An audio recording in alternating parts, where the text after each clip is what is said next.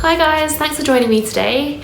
So today I've got another makes video for you. So my last video of what I've been making recently was all about all the wedding stuff that I made for my little sister. So I made her wedding dress, her two bridesmaids dresses. If you haven't seen that vlog, I will link down to it below or somewhere. Not quite sure how these things work. I'll figure it out. But I'll link to that and you can watch that as well. But I hadn't just been making wedding stuff. I had been doing some other bits and pieces here and there too. And now it's been over a month since the wedding. I've been able to get back into just, you know, some selfish sewing just stuff for myself that I've been putting off. So I've got a few things to share with you guys today. So this is stuff that I've made in November and also a few bits through September and October as well.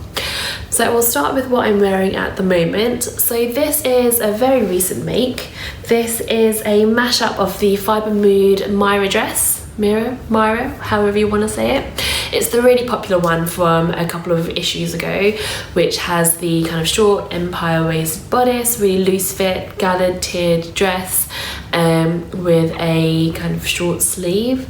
I've mashed up the bodice and the skirt with the sleeve from the By Hand London Hannah dress, which I've also made a few little alterations to. So first things first, I'll get up, I'll give you guys a little twirl. So this is what this dress looks like standing up. So I've kept it as a real kind of mini dress here. So the bodice is the exact same as the original Mira dress. This skirt I've changed slightly. So the original skirt is just two rectangular panels, one slightly wider than the other, and it's in two tiers. I decided just to skip the tiers and have one skirt piece. I've just added a few more gathers to the width. Not because I really thought about it at the time, but when I was cutting it out, I was like, oh, it seems like such a waste of fabric to just have used this much of it, so I just made it a bit wider. It's got pockets as well, of course, everything has pockets in it. But otherwise it's a very, very simple bodice and skirt shape. But the sleeve, what I did is hacked on the By Hand London Hannah sleeve. This is one of their recent dress patterns for the wrap dress, which I tested, so I will show you my tested version in a little bit as well. And this, they have these big bell sleeves as one of the options, which I loved. And what I did is I kept the sleeve pretty much the same, but I added on a channel at the end for elastic. The original pattern comes with these little ties to tie the bow at your wrist, but I thought that the elastic might be a little bit more practical and wanted to try that out. And the fabric is this plaid. It says viscose, so I got this from the Textile Centre. I bought it online, really cheap, so £4.99 something, £4 or £5 a metre, and it says it's 100% viscose, and I'll be very honest, I'll be surprised if it's 100% viscose. It doesn't quite have that feel that the handle that I would expect from it. Feels a bit more like a poly blend in my opinion, but I don't know for sure. Don't quote me on that, but that's just how it feels to me. This dress is a bit more voluminous than I had initially anticipated. It's gotten very smock dress compared to other versions that I've made of this dress in the past. I know it is designed to be a smock dress. It is meant to be big and oversized and kind of like this essentially. But it feels like a lot of fabric, more so than the other versions that I've made of it. I don't know if it's because of the big sleeve or it's more gathered here. I don't have a problem with it. It just wasn't quite what I was expecting. But yeah, it's quite fun. It's great with boots. It's really good with boots and tights for the winter, and the sleeves as well, just keep you warm and stuff, but still looking kind of cute. I'll show you. I'll do a little spin. You can see what it looks like from the back. So yeah, it's cute. I like it. It was really one of those really nice simple things to make, done in an afternoon kind of thing, especially where I've made both patterns before. So I'd made the Mira, I made the Hannah, and mashing together seemed like a really easy, obvious thing to do at the time. I will move on to my next make for you. So this next make is a hack of the Doe Myosotis dress. It's made it quite different to the original, but hopefully you can still see where it's coming together. So the first thing I did was remove the stand collar at the neck, and I've lowered the neckline as well. It's still got the button front here. These are fake buttons though, not fake buttons, they're real buttons, but they're not functional buttons, just because I sewn through the top. I don't need to undo these in order to take them off. The skirt I've left as just a simple gathered short skirt with pockets, of course. I've added waist ties into the side seam of the bodice, which I can tie around if I want to. I actually prefer to have it looser, so I've just tied them up on each side. Yeah, just because at the moment. For the sleeve, I widened the sleeve and added this kind of added some shirring to the cuff, and to create this kind of gathered puff sleeve thing going on with a little kind of roughly frill thing here. It's my first time using shirring for a very, very, very long time, so that was a lot of fun to do. I like that it gives it kind of volume and there's something a bit more interesting going on there, without really any extra effort whatsoever. Something that's really, really simple to do. I'll give you a little twirl and see what this looks like. This fabric is of an unknown substrate. I bought this from Walthamstow Market many years ago. I had originally intended to use it to make a dressing gown. I can't remember why I wanted one at the time. Clearly didn't want it that much since I never actually used this fabric to make it. Great, so yeah, it's a really fun little dress. Again, another one that's perfect with tights and boots. The colours are so good for this autumn winter time. I really love this green, and it's got the mustard on it. Yeah, it's just a really, really fun little dress there. I'll move on to the next one now. So with this one, unfortunately, you won't be able to see all of me. I have yet managed to find a setup where you can see me head to toe in an outfit, and this is a very long dress. So this is the By Hand London Hannah dress, which I was really lucky enough to be able to test a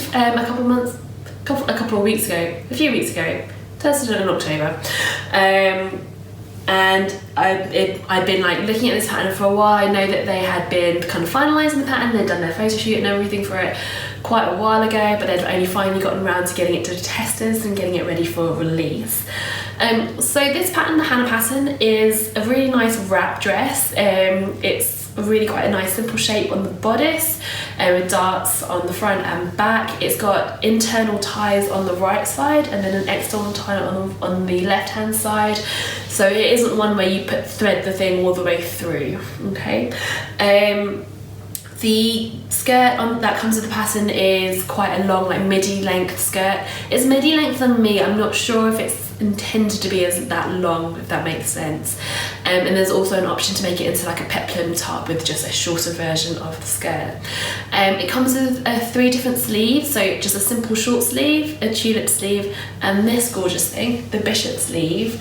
I'm all about giant sleeves at the moment, so of course I went for the option for the biggest sleeve that I could. So the bishop sleeve is, as you can see, and the same sleeve as I showed you on the dress I was wearing earlier, and it just finishes with ties instead on the wrist there, which I love. I love how they look, I really like how they feel. However, I am kind of clumsy, and when I eat and things, especially when I'm reaching over a table or cooking, anything like that, I will get these ends in absolutely everything. So they're not the most practical thing for me, which is why I switched the elastic for that other version instead. That being said, I love how I do love them, and I love it in this fabric as well. So this fabric was an absolute steal. I got this from Pound Fabrics. It's 100% viscose gingham, and it cost me £1 a metre. So I had 4 meters of it, and I bought this before I started testing, before I knew I was going to test this pattern as well. I just happened to have it, and I thought it'd be a perfect match with this dress. And because I had so much of the fabric, I had maybe about a metre or so left at the end after I'd cut everything out, that I added on an extra frill around the bottom of the dress. Hopefully you can see if I hang it up like this here.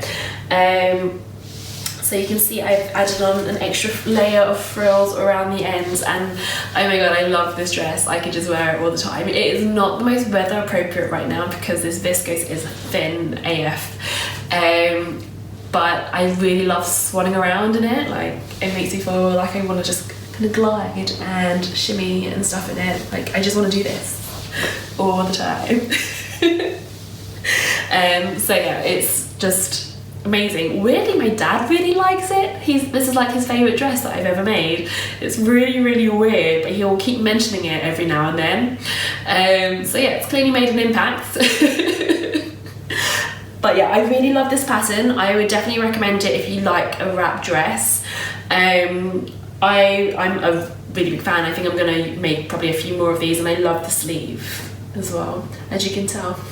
I think whilst big sleeves are in fashion, I'm gonna go crazy. Everything that I'm gonna make is gonna end up just giant sleeves on it. So I'm gonna move on to the next thing to show you guys. So you can tell that I'm really into my winter sewing at the moment. Everything that I've been making, apart from that gingham dress, is quite winter appropriate. And this make is no different really. So this is the Tilly and the Buttons Freya, which I've made into a kind of a fitted mini dress. I really wanted to do something with a black polo neck, and I was like, oh, maybe I'll make a little black dress, etc, etc, just as something classic to throw on with boots and just, you know, become a wardrobe staple. So this isn't the exact pattern that comes with the book. There are two options for the Freya in the stretch book. So for a top and for an A-line skirted dress with the frill on it. So instead of using the dress pattern, I just took the sweater pattern and just lengthened it out from the hip, just straight down, by about 15-20 centimeters. I can't remember, something quite short. So I only wanted a mini dress anyway. It's a method that I've done before. It's always worked pretty well, so I thought I'll try it once again with that. This fabric, I've used a rib knit from Stop and Still. So it's a thin rib knit as rib knits go, but it's got a lot of body to it, which is great for a pattern like this where you've got a polo neck. These turtlenecks and things like this, they need to have some body to them, otherwise they tend to get like floppy and things like that. I don't like how those look, so this kind of fabric works really well for it. So a point of contention with this, so I chose to add a ruffle to the neckline. The pattern in the book comes with an option to hack it to add on a pleated thing in a similar position to this, and I thought, you know what, I'll try it out, see if I like it. I love ruffles at the moment, why wouldn't I, right? And I kind of hate it. I think I hate it, I'm not quite sure. I think I'm still in a position where I can take it off. It's only been top stitched on, so I think if I'm really careful, I'm picking it from the inside, I'll be able to get it off without too much of an after effect. And I think to a certain degree a simple black dress may have been a better option for me. I think it's something that I would wear more. I think I just don't like how it sits on my bust as well, because it's just kind of sticking out, if that makes sense. People seem to like it on Instagram, but I'm a bit unsettled. Show you what it looks like from the side. See if you can kind of see what I'm getting at. It's like, it's not terrible, but it isn't quite what I expected as well, so I'm a bit like, I'm not sure. I'm thinking I might leave it on there to start off with, but I think in the grand scheme of it, in the long run, I will probably end up taking it off, but it shouldn't have any real detrimental effect there, I don't think. Otherwise, I mean, this pattern is one that I've used plenty of times before. It's kind of my go-to for polo neck tops, which are great for winter. This would be my third one like this in a similar fabric. So I've done a cream version and a rusty kind of orange version as well, which are really good layering options for winter. Like, I like wearing them under pinafores and with like mini skirts and under dresses and things like that. They're a really good layering tool there. So I'll move on to the next item for you guys. So this next make is a little bit out of the norm for me. It's not really the kind of thing that I normally do, but I really fancied making something like this all of a sudden. So it's this sheer top. I'm wearing it with a camisole underneath it because it is completely see-through. This is a hack of the Holly blouse from the Fibre Mood issue number 6, I want to say. So the Holly blouse, no, it's a dress. No, I take it back. It's the Holly dress. It's like a knee-length trapeze dress with a high neck and a gathered kind of front here and a long billowy sleeve with cuffs at the end. I've taken like the basis of the pattern and just moved it around to something that would work for this. So I really wanted to use this mesh fabric. I've had it in my stash for like the longest time, and I knew that I really wanted the idea of having that kind of gathered there, but then having a solid coloured mandarin collar at the top as well. So this, I've used just a black satin on the top. I've reduced the height of this compared to the original by about 2 centimeters. The bodice I've kept the same, just cut it off at blouse level, and then again with the sleeve I've just chopped it off at elbow length as well. I've added a 1 row of shearing onto the cuff as well, just to kind of bring it in. I really like shearing at the moment. I don't know if I'm going to keep the cuffs like this or if I'm going to kind of change them in the future, but it kind of gives me the options. The fun thing about using this kind of mesh is that you don't need to finish it in the edges. So you can see here, none of the edges are finished at all. Maybe took an hour to make this, not very long at all. It's so fast. You don't need to kind of do anything too special with it, and because it's kind of got a bit of that bit of stretch, but that bit of give, it's like really, I found it really easy to put together. The colour was a little bit more finicky, but overall really simple project. The back, so the dress in the magazines, you're supposed to finish the back with a zip that goes all the way to the top. I obviously didn't put that in because that would look ridiculous in this mesh. So I sewed up to around this point here, kept the back open like a keyhole, and then I've added some hook and eyes onto the collar to close it. Let's see that. Hopefully you can see that there. So yeah, just a really nice simple project. It's a really good going out top, as in it looks kind of quite fancy without being fancy at all. It's one of those things that looks good with jeans, heels, and it's like date night outfit already, which is quite nice. So yeah, I want to say this fabric was from the Textile Centre from like it can't be 5 years ago, it must be at least like 3 or 4 years ago. 4 years ago, I think. It was around the time that the Christian Dior runway shows with all the mesh was out, so I'm pretty sure that was 2015. Maybe. Time flies. It's really hard to keep track of these things sometimes. So I've got one more garment to show you guys today. Just hold tight for a moment. So this is another really quick make that I've done recently. I seem to be really enjoying these, whip it up in a couple of hours kind of thing going on. And I think that's maybe because I spent so long on all the wedding stuff that making stuff really quickly is just really appealing to me right now. So this sweater is one that I have copied off a ready-to-wear jumper that I bought from H&M a few months ago. I'm going to just keep it clear, I don't buy a lot of clothes. I just happen to have been stuck out in central London and I didn't have a jacket with me and I was out till late, so I got an extra jumper just in case I got cold, and I ended up just loving this jumper. I'd like to say I bought it from the Conscious collection, so it's not it's really no excuse, but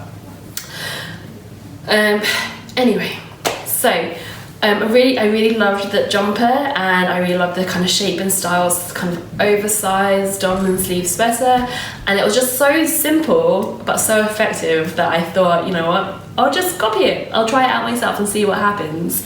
And this is the result. So this sweater is like just 2 pieces a front, a back. It's got grown on sleeves, it's sewn together up on the upper arm and underneath. So you're literally 4 seams and you're done. And so I traced the sweater first. I folded it in half so that the centre front / centre back is on the edge of the paper, and literally just drew a line all the way around it. Just neatened everything up, added on a seam allowance, and that was it. It was really kind of unexciting, but you can see the kind of the size and shape and scale of this. So it's kind of cropped to a high hip. You've got this kind of like really oversized long sleeve sweater coming to quite a tightish cuff at the ends, and it's just, you know, got it just drapes and falls really well. So this fabric I'm using here, it's a knit fabric. It is a lot lighter than the original fabric is, so that one was like quite a heavy gauge knit. So it does fall a bit differently than what the original does, but I still like the shape and the style of it. I think I just quite like things that are a bit oversized and that fall kind of a bit differently on my body. I do like this kind of length of sweater on me as well. So I'll just give you a little twirl and you can see what it looks like on all sides.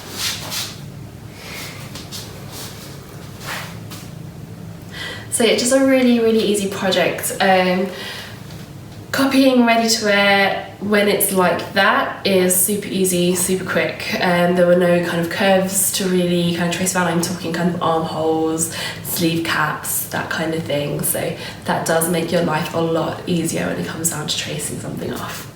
So that's all I've got to share with you today.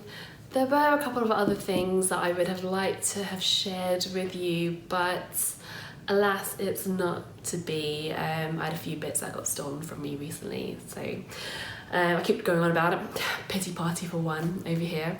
But yeah, there was a dress that I loved that's gone. I'd made a maxi length version of the Fibre Mood Mira dress in this Stuff and Stuff viscose, which is no longer available, so I can't replicate it. And I'd literally just finished this black wool biker jacket with a gorgeous vinyl thing on the back, and yeah, that's gone too. I'll add some photos of both those outfits here. But yeah, I mean, it's not the end of the world. It's more annoying because I know that I've spent a lot of time and energy and stuff on it, rather than it was really like valuable money-wise. So that's a bit more upsetting than anything, but it doesn't matter. It's happened. We'll move on. It's one of those things, you know, that kind of petty crime thing that happens, especially in the run up to Christmas. Okay, so that's all I've got to share with you today. Thank you so much for joining me, and I hope to see you guys soon. Bye guys.